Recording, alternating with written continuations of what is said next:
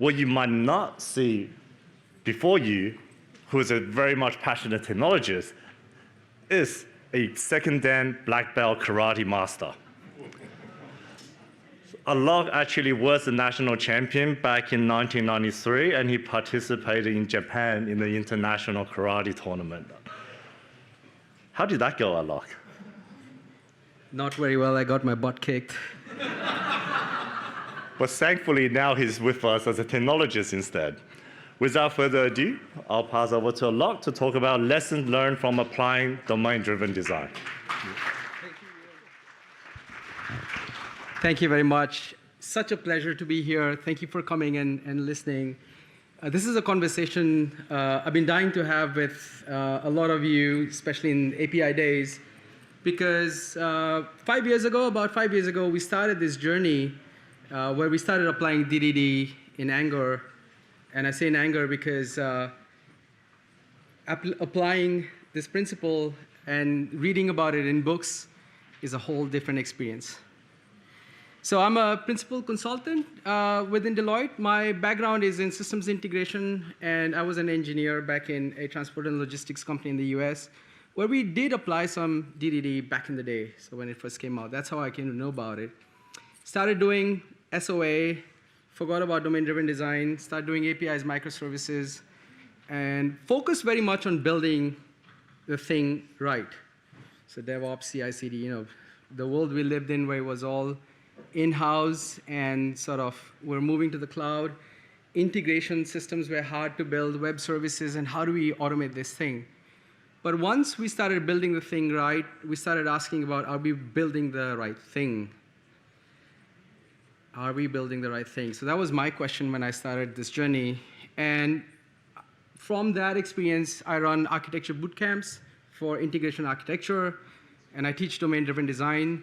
There's a whole separate talk on teaching domain-driven design and teaching this to solution architects, enterprise architects, and engineers, and seeing the outcome of that. This talk is more focused on what you can do to apply domain-driven design as API designers, architects, technology leaders, and business architecture friends. So I'm going to talk about, really quick, because we have 20 minutes, to cover a vast topic, and I can go on for hours. What is domain-driven design? Real quick overview. Where we can apply this, our experience, insights and lessons, and how you can apply DDD effectively. Okay, so let's get into it. But before we get into it, let's talk about some of the challenges facing API designers. Building the thing right, speed to market, reuse. So building the thing right, is it useful to people? Speed to market, safer, faster, accelerated integrations, return on investment, and reuse. We API designers and engineers live in what context? Who's built systems integrations internally? How many of you? Yep. Who's built channel services, APIs for web portals? Gaurav. How many of you have built ecosystem APIs for business partners or are building them now? Excellent. So we live here. Most of us have lived here. We've built partner APIs. And this API Days is about what? Business networks. And business networks live here. But guess what we think about most of the times?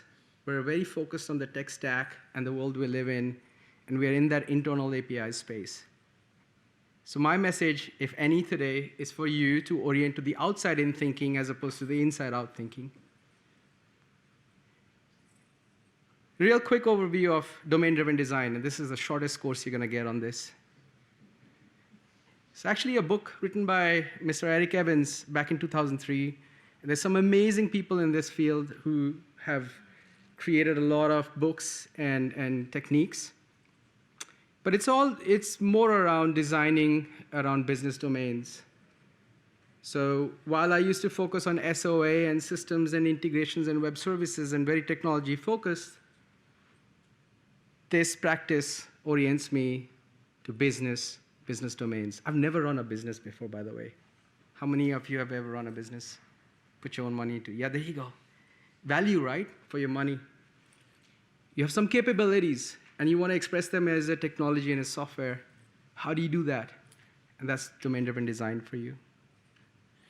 I think it's foundational to building APIs and accelerating connectivity in an ecosystem. We'll see why. But before we do that, let's go back to the day when I was studying Gang of Four and other design pattern books. So we were here, clean code design patterns. You all been there? Yep. Journey with me, enterprise integration patterns and SOA? Yep. Then how do we do business-oriented service design? None of them talked about business-oriented service design. That's where I found myself 5 years ago going, how do I build the right thing? Because I knew how to build the thing right. I was agile, I was DevOpsy, all great. So I started doing this, listening to business capabilities and mapping them into these kind of crazy diagrams. What you would see are those circles where contexts and teams work in. They have some models, they have some behavior, they have some rules, and they have some notations, and they have some domain events. But then my journey took me to another place, which is looking at the big picture architecture. While I was focused as an API designer on the inside and the API and the right capability, as you stepped out, you saw it was still not being built right because of the way teams were organized, because of the way an organizational structure was sort of running the three-legged race. Our shoelaces were tied, and we didn't know how to describe it. As an architect, if I ask you, what is the best diagramming technique to describe organizational complexity? Let's take a simple example of a monolith. Here's some people, they're working in different contexts, and they have some constraints. You hear about dependencies. I can't go live because, and they all somehow talk to a central database, which is what we hear about, that monolith to microservices kind of conversation. They can't use any specific technique, or we've got multiple techniques to describe this. Strategic DDD gave me the language to describe this. This is an architecture design track. This is an architecture and design technique. So using context mapping from strategic DDD, we were able to describe some of the organizational complexity in the current state, and then describe what the target state should be using as a service communication model, using boundaries and team context to build a roadmap. So that was tactical, this is strategic. And then how did we apply it? Like I said, 5 years of doing this. As a consultant, we walked into various government and private, public sector and private sector companies and said, let's do first apply tactical DDD. So we did systems integration, a large government agency with multiple lines of businesses, and you see us building domain models and starting bottom up. Simple integration projects where we didn't have the big enterprise strategy, we just applied it in a small way. It started from naming our context, naming our components well, naming our API context better, and building the right events. We started then going wider and saying, this is how we can build a set of services across the enterprise, looking at your business capabilities, the functional and non-functional domains. We started training, and that taught us a lot more about how we apply it into different contexts.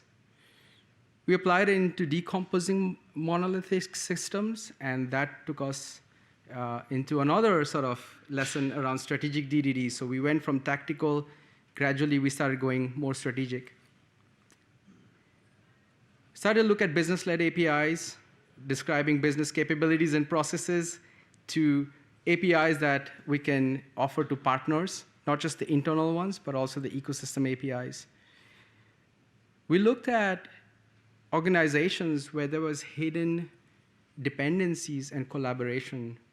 There's one organization where they had a cloud-based team that was using Salesforce directly, and there was no realization that they were coupled against the Salesforce databases. Here, the Salesforce team wanted to go from Classic to Health Cloud, and they can't do that because someone else is tied to their services. How do you describe that in a picture? So we started doing that in context maps. Building more context maps, ecosystem APIs, more ecosystem APIs, and Data Hub APIs, and streaming. We're applying this to how streaming and messaging is now describing business events as opposed to change data capture events. How many of you have done CDC and at the other side some data team goes, I don't know what this means.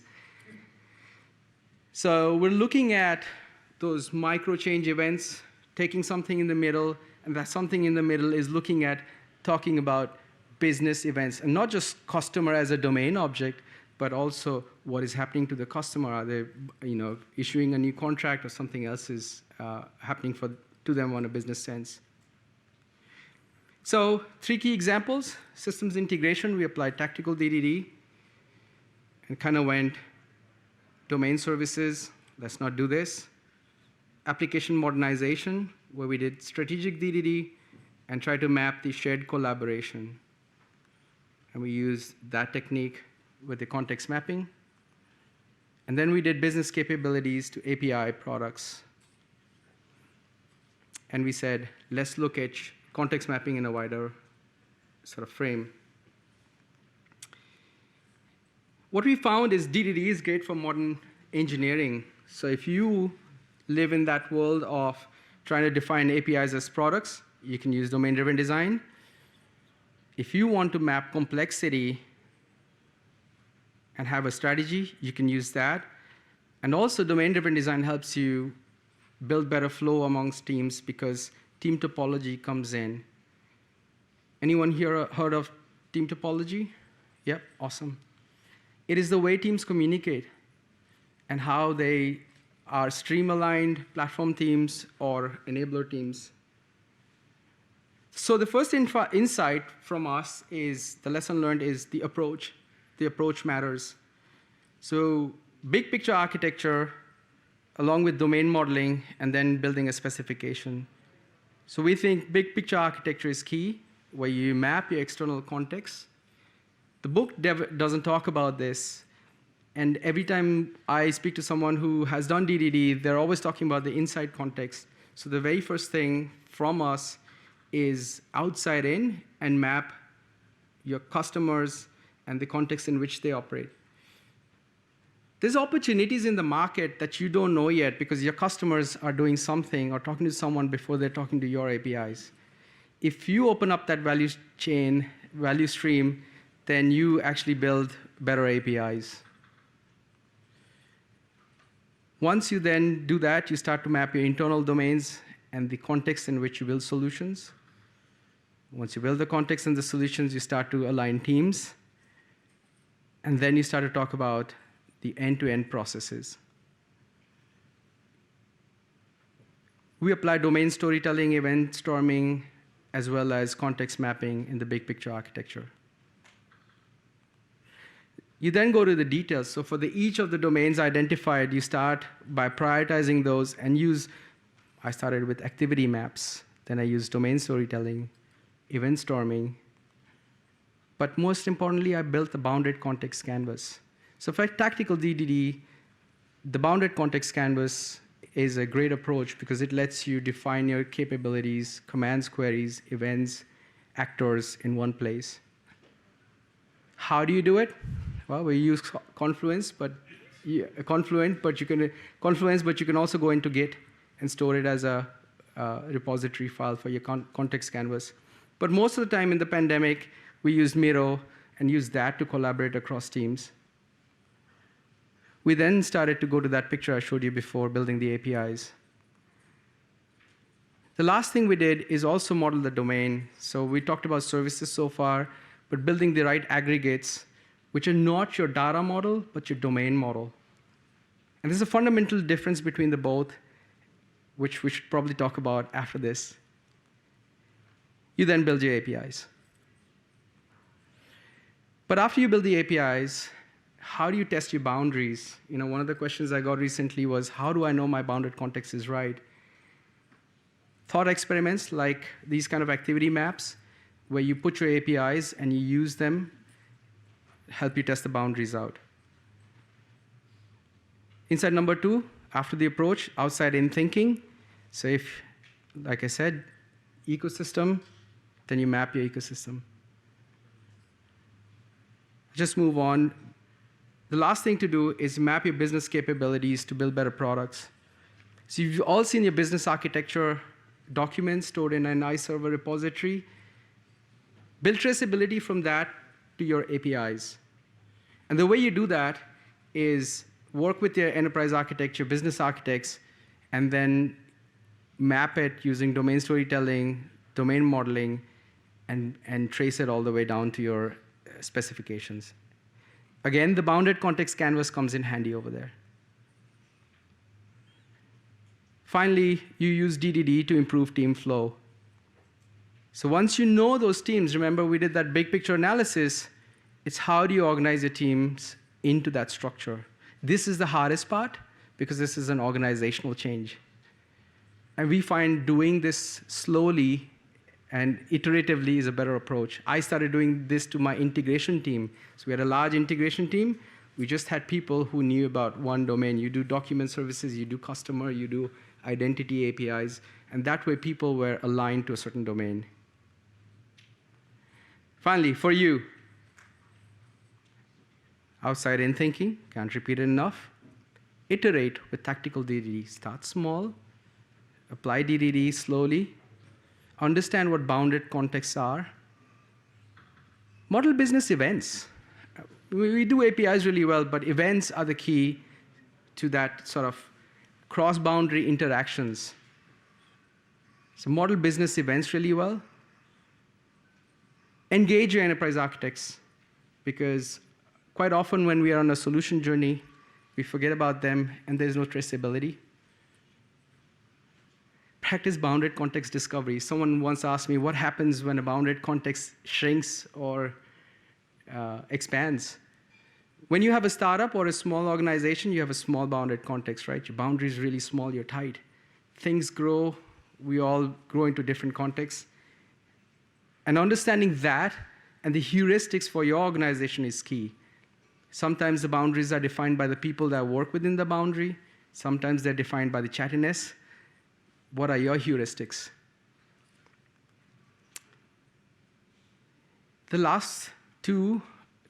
Second last one is around capturing domain stories. Active listening with your business stakeholders is key. Domain storytelling, I found, was a great technique for capturing domain stories from business SMEs. It's a pictographic way of capturing it and really quickly. I'm terrible at taking notes, but I'm super fast at drawing pictures. But I'm faster when I use this tool that's online for capturing domain stories. Finally, learn context mapping to accelerate ecosystem APIs. If you can map your outside context, you're not going to build the right APIs for people. With that, I think we're on time, Yun. Yes. Okay, thanks.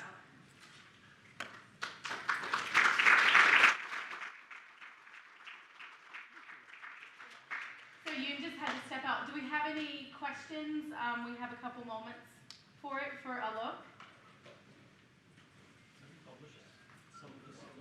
And can you just restate the question? Have I published a lot of this? Yes. So I blog online, and you can see my posts on alokmishra.com. And yeah, follow me along. And if Thank you, you Gaurav. ever get the opportunity to participate in one of his training sessions, I've been able to do it, and it's as inspiring as this was. You could hear a pin drop in the room today. It's very good. So you have a great facilitator with you. Do we have any other questions? We have another couple moments. Yes? No, sorry. Happy to have one-on-one conversations outside as well if you're interested in the topic. Thank you. Perfect. Thanks. Thank you.